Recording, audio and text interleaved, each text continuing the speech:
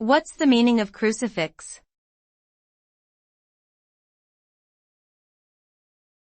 Crucifix.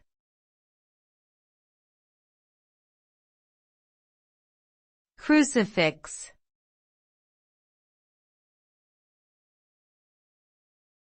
Crucifix.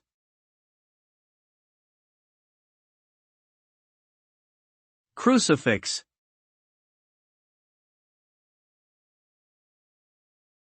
A crucifix is a symbolic representation of Jesus Christ on the cross, used in Christian religions as a symbol of his sacrifice and death.